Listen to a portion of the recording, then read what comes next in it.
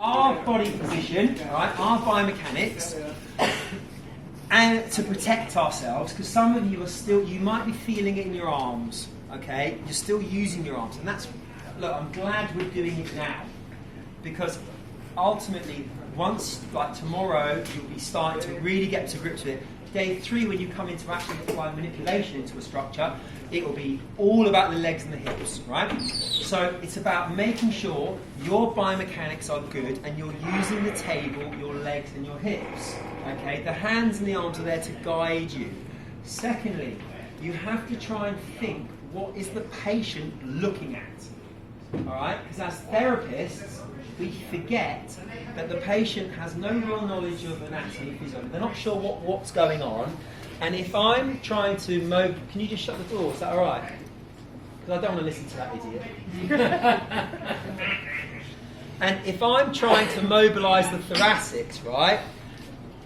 This is not really a good position to be in. You know what I mean? This is not a good position to be in because she's directly looking at my disco zone. Right? You know what I mean? And you're married. I won't tell if you don't. Yeah.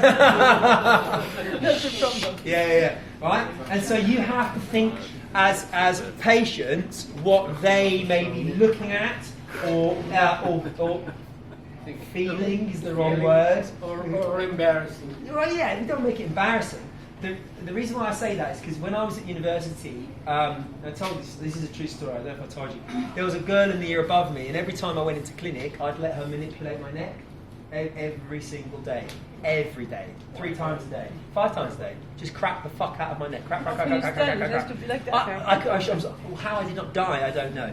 The reason why I let her click my neck. Did she know? She was beautiful. She was beautiful. But when she manipulated my neck, she would pick my head up and she would place it like this. And she would do this. And I would lie there on the table going, I love osteopathy. Osteopathy is amazing. This is the best profession in the world. Right? Absolutely true.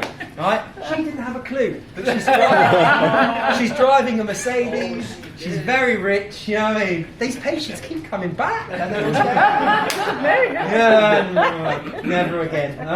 Never again. Because that you come back to Israel. Pardon? Because that you come back to Israel. Yeah, exactly. Yeah. So the thing is, you just got to think realistically about your body position on the table, right? And ultimately, if you're doing a technique and you're finding it a little uncomfortable, then do you know what? There's a million ways we can do it. There really are. The cervical thoracic junction, C7T1. Well, I can show you how to manipulate that in about 15 different ways. I can mobilise it in about 15 different ways, maybe more, actually. If you give me a couple of minutes to have a think about it, I could probably give you more than that. So don't just be pigeonholed by one technique. Now, patients, I love a bit of thoracic extension. I think it's really, really effective, especially when we sort of upper thoracics into the CT. What I will do is if the patient has trouble in this position and we can't go through the movement, what I'll get the patient to do is I'll say, look, can you put your hands behind your head and just interlock your fingers? And all I want is just the elbows like this. I sit just nice and relaxed.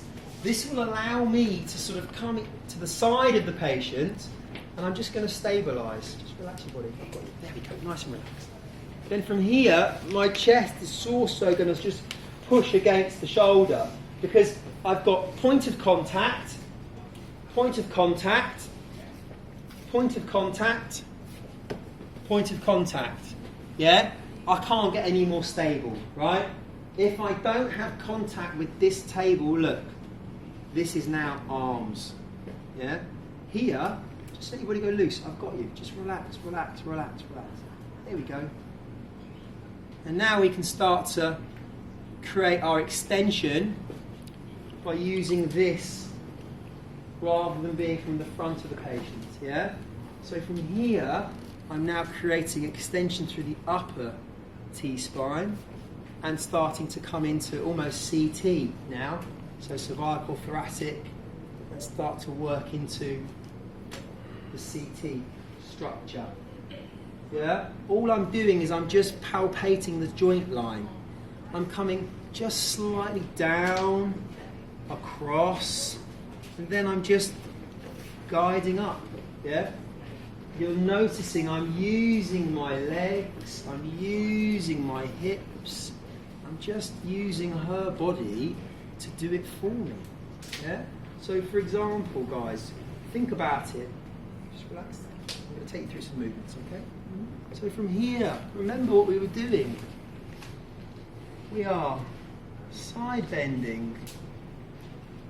We are rotating. We are extending. We are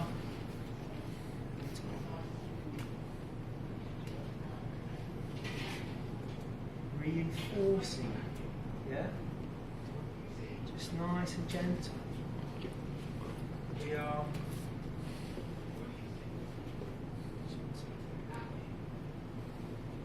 upper thoracics.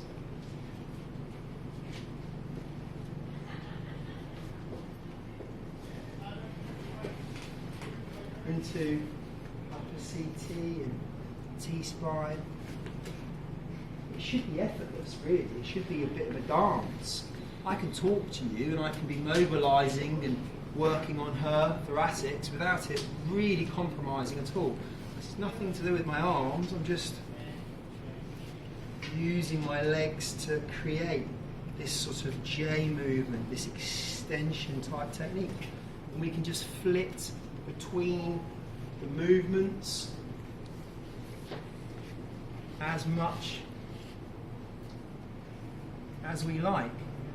And it's a really nice way of just getting some movement through this upper thoracic and mid-thoracic structure. Yeah? Cool? Cool. Alright, that's £100. Okay guys, I'd like you to just try that upper T-spine.